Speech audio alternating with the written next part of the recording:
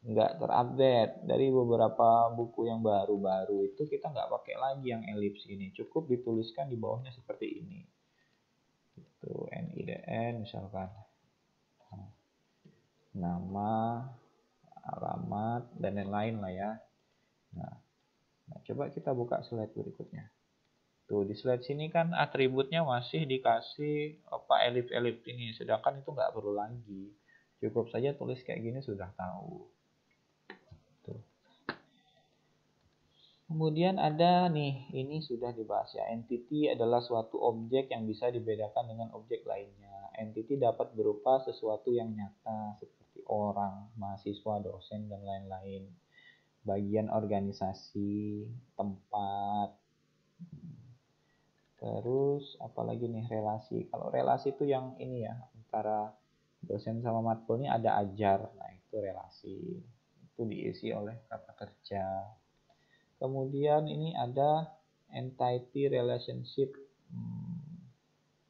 Nah, ini pasti sepertinya referensi lama ya. Jadi dia pakai apa? Pakai analogi yang lama nih. Misalkan ada Joe, Jill, Jul, Jim. Ini Toyota, ini ada apa sih? Joe driving Ford. Nah, ini maksudnya logikanya kayak gini. Ini kan person entity, ini kan ada Joe, Jill. Ini maksudnya itu dikategorikan kan orang-orang ya. Bisa kita tulis nanti di sini misalkan karyawan. Terus Ford, Toyota, Ferrari itu bisa kita tuliskan kendaraan. Terus ini ada drive relationship. Nah, relationshipnya ada mengendarai ya, bisa kita tulis kendara. Jadi karyawan mengendarai kendaraan atau kendara dikendarai karyawan, seperti itu. Jadi sesuatu yang bisa di apa ya namanya entity ini, gampangnya itu dia tuh lebih dari satu apa sih namanya, satu objek. Misalkan ya seperti dosen itu kan pasti lebih satu, mahasiswa juga lebih dari satu, itu bisa dikategorikan sebagai entity. Terus perpustakaan itu sebenarnya objeknya cuma satu karena dia bentuknya organisasi, dimana kan dalam organisasi perpustakaan itu bisa kita isi anggota perpustakaan yang dimana isinya banyak. Nah, itu bisa juga dibuatkan sebagai entity. Nah, atribut adalah deskripsi data untuk mengenal suatu entity. Oleh karena itu, seluruh atribut dari entity harus cukup untuk menyatakan identitas dari objek atau entity tersebut. Ya kan namanya atribut ya, dia itu menjelaskan apa saja yang ada dalam entity tersebut.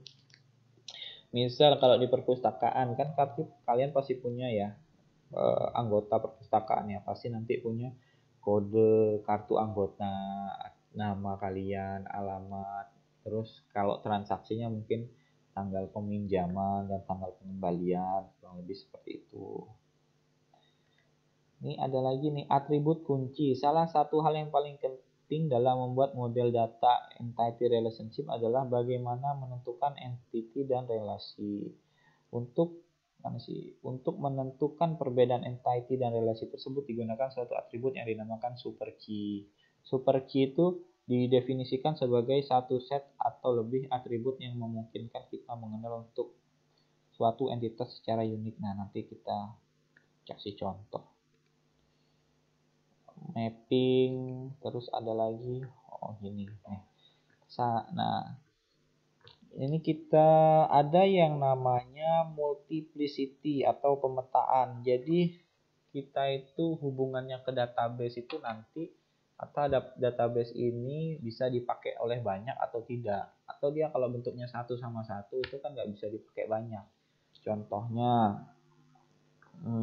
kita balik lagi, dosen sama matkul. Kalau matkul kan pasti ada namanya kode matkul, terus ada nama matkul. Nah, anggap saja contohnya 2 ya.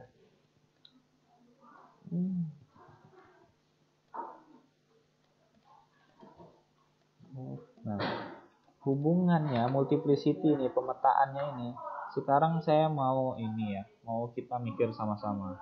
Satu dosen itu bisa nggak mengajar lebih dari satu mata kuliah? Kira-kira gimana jawabannya? Bisa apa enggak?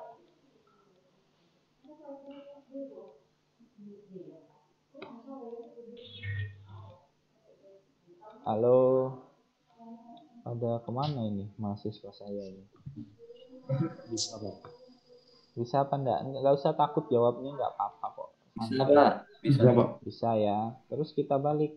Kira-kira satu matkul ini bisa nggak diajar lebih dari satu dosen? Misalkan ini, misalkan dosennya saya ya.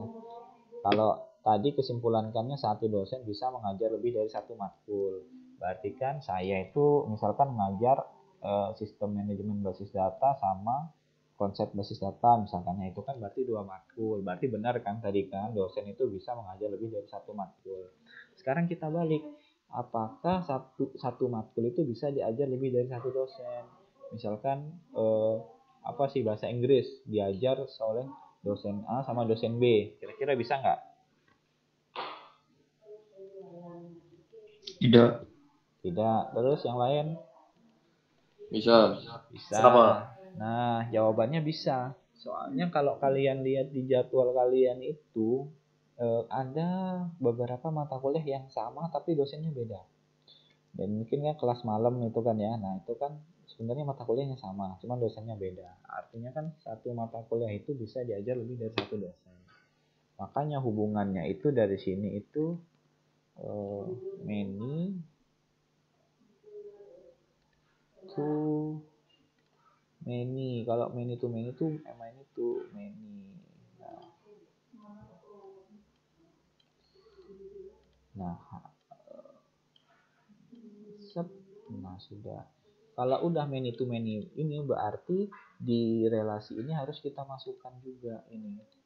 Yang pertama ada atribut primary key dari atribut lain ya. NIDN, NIDN. Kok huruf gede semua. DN, terus ada KD, matkul. Nah, satu lagi yang harus diingat. Kalau dia many to many, ini harus ada atribut tambahan. Jadi kalian harus berpikir lagi kira-kira atribut tambahannya apa.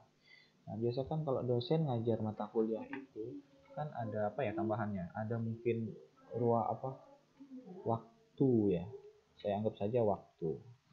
Nah, boleh kayak gini. Nah, harus itu hukumnya wajib harus dipenuhi kalau dia many to many. Jadi kalau dia many to many, atribut tambahannya harus ditambah. Nah, kok hilang ya dia? Oh, sudah sampai bawah di atas saja. Terus ini lagi mahasiswa sama mata kuliah. Kira-kira nih ya, kita mikir sama-sama. Satu mata kuliah ini bisa nggak diikuti oleh banyak mahasiswa? Bisa ya. Seperti kayak mata kuliah saya ini kan isinya mahasiswanya lebih dari satu. Sekarang kita balik. Satu mahasiswa itu bisa nggak mengikuti banyak mata kuliah? Bisa ya, berarti jawabannya juga sama. Ini many to many. Saya hanya mengulangi saja biar nggak lupa ya. Saya yakin kalian udah dapet ini. Terus kan harus butuh atribut tambahan ya. Berarti di sini kita ganti mahasiswanya belum kita kasih ini ya. Belum kita kasih apa? Atribut. Oke, kita kasih dulu. Misalkan mahasiswa itu apa sih? NIM ya. NIM, nama, alamat. Misalkan cuma 3 aja.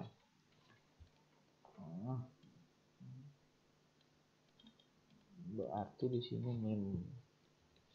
Nah, atribut tambahannya kira-kira ketika mahasiswa ikut mata kuliah itu apa? Ada namanya jadwal. Misalkan beda ya, atau apa nih, ruangan lah. Nah, itu.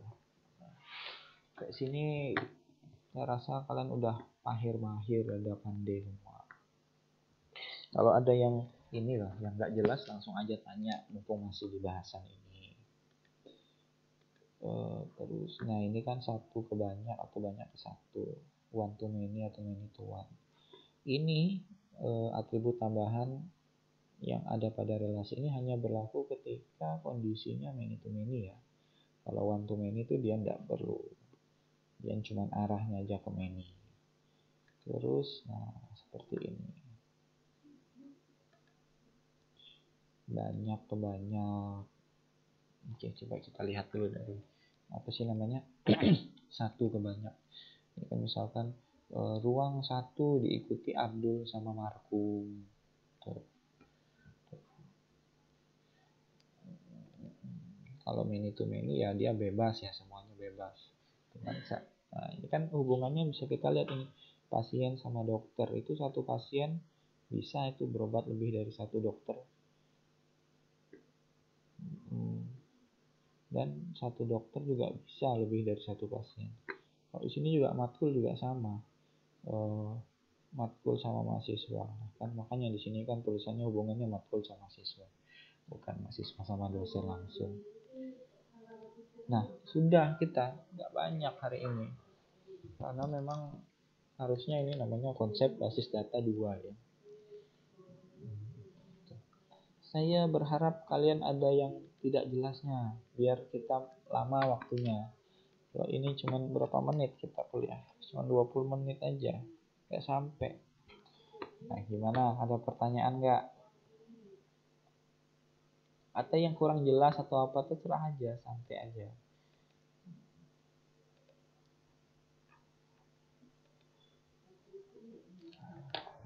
Aku ini ya, andalan. Kalau tanya pasti semua diam, bingung.